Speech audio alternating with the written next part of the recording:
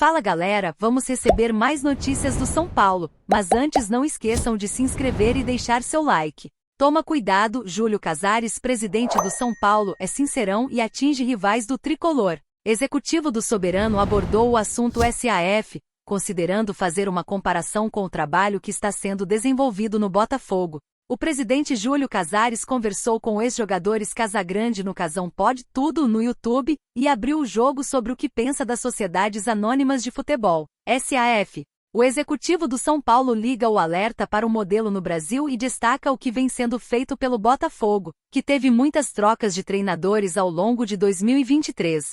Os clubes, todos eles com grandeza dentro de um sistema, construíram patrimônio.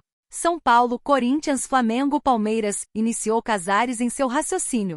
Ele vai além, mas com cautela. Não digo que sou um defensor desse sistema e descarto a SAF, não, mas o São Paulo tem que observar isso com tranquilidade, acrescentou. Júlio Casares dá a entender que se for para vender ações do São Paulo para uma holding, não poderá aceitar o que é feito por John Textor no Botafogo, com negócios entre clubes do mesmo grupo. Dou o exemplo do Botafogo que liderou o campeonato, é uma SAF, tem um grande empresário, só que no mesmo campeonato, trocou de técnico 5 vezes, disparou. O executivo aproveita para frisar que seria criticado se tivesse feito o mesmo. Se somos nós, o São Paulo, que fazemos isso, os amadores, somos excomungados na rua, comentou. Eu não posso fazer com que amanhã o São Paulo seja vendido. O cara pega meu jogador aqui, fica 6 meses, manda para outro time dele da Europa e depois manda para o México, finalizou o presidente do tricolor.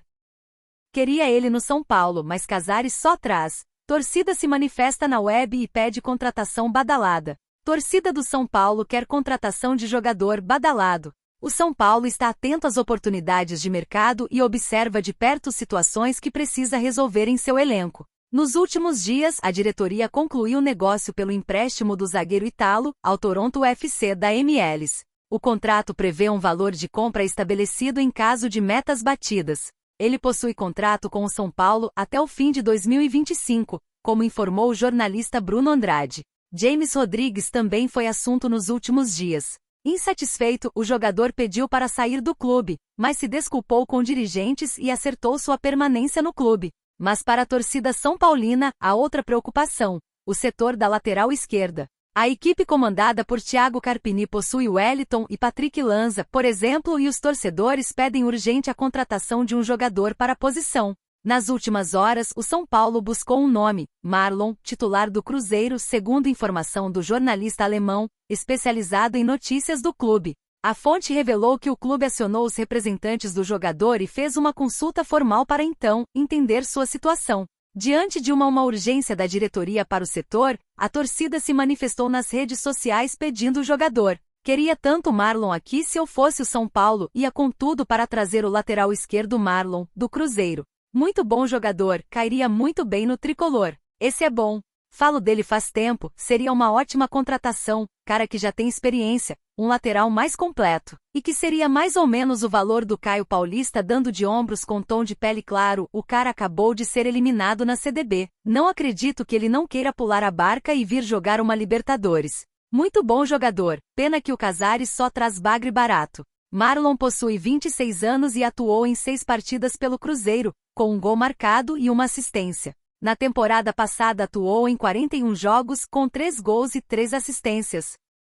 Eu falo mesmo, Caleri provoca o Palmeiras e agita a torcida do São Paulo. Camisa 9 do tricolor mandou a real sobre o adversário do outro lado do muro da Barra Funda. O São Paulo faturou a Supercopa do Rei diante do Palmeiras com vitória nas penalidades máximas pelo placar de 4-2.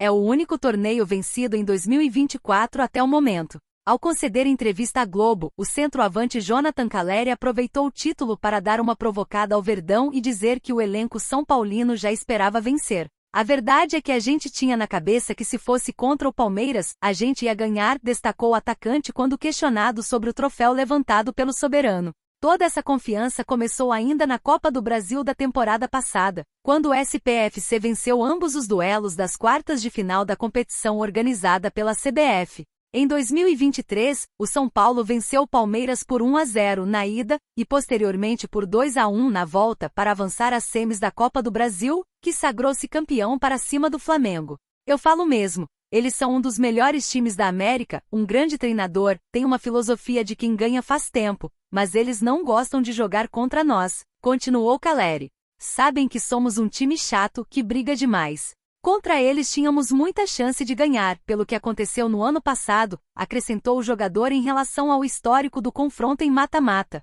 Em 2022, o São Paulo também já havia eliminado o Palmeiras na Copa do Brasil, apesar de ter sido eliminado pelo próprio Alviverde durante a disputa do Campeonato Paulista daquele ano.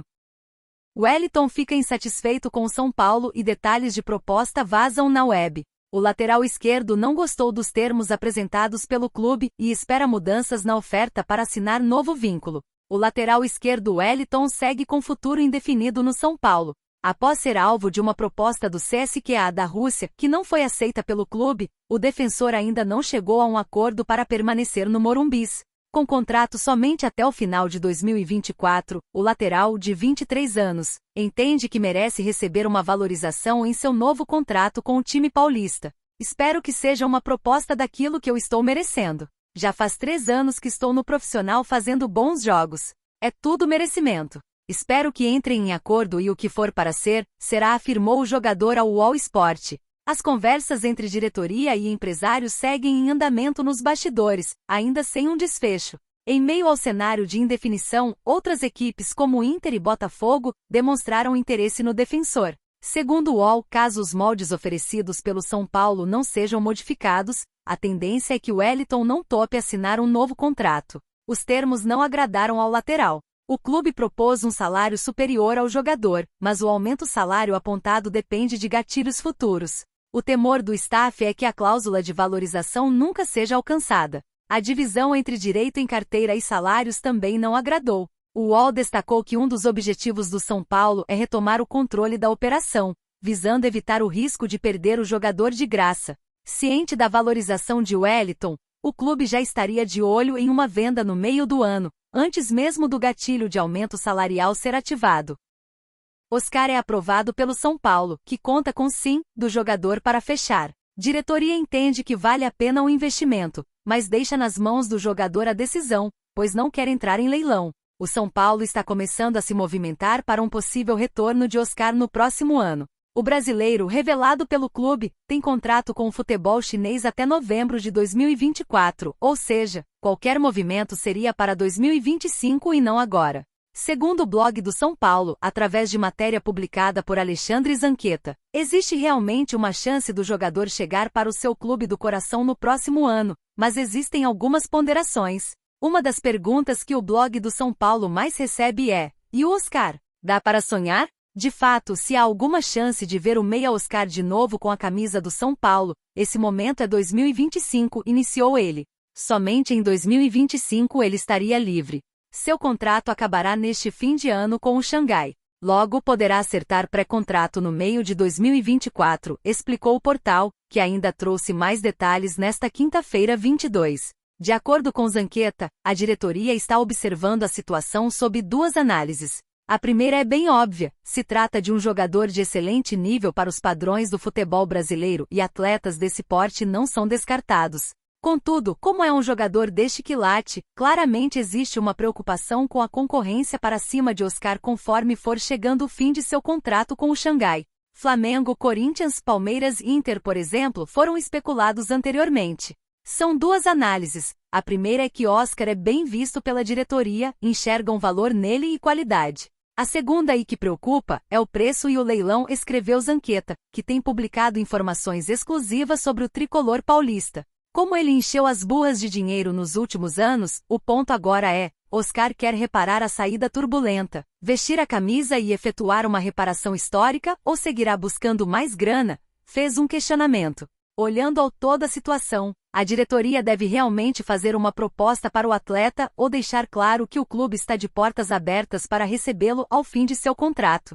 Seria o retorno de um atleta que saiu brigado com a torcida.